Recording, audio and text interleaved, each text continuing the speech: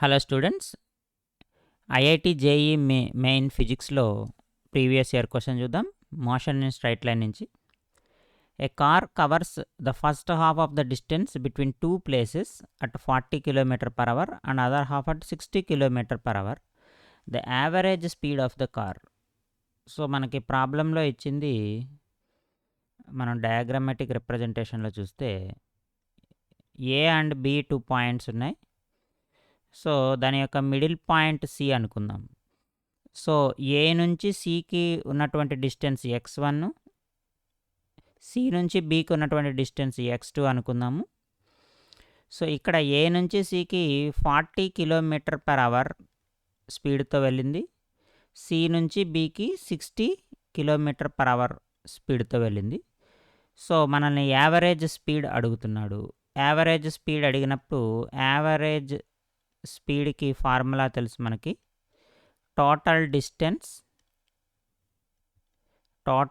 Distance by total time, ఇది మనకి formula.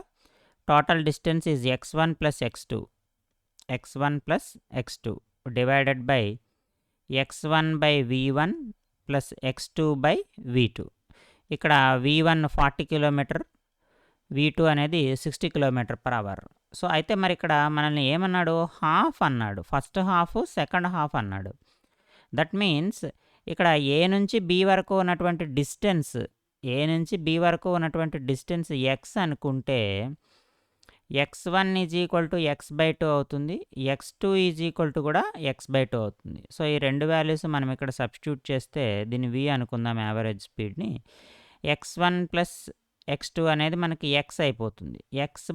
ఇక్కడ ఏమవుతుంది, x/2 అంటే x/2 × 40 అమ్మ.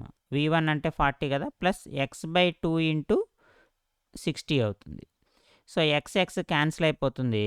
ఇక్కడ ఏమవుతుంది, 2 × 40 × 60/2 కామన్ తీస్తే 40 + 60 అవుతుంది. సో 2 క్యాన్సిల్ అయిపోతుంది. ఇక్కడ ఎంత అవుతుంది, ఇంకొక మల్టిపుల్ 2 ఉంటుంది. సో 48 × 100/100 క్యాన్సిల్ అయిపోతే మనకి యావరేజ్ స్పీడ్ ఎంత వస్తుందంటే 48 km/h వస్తుంది.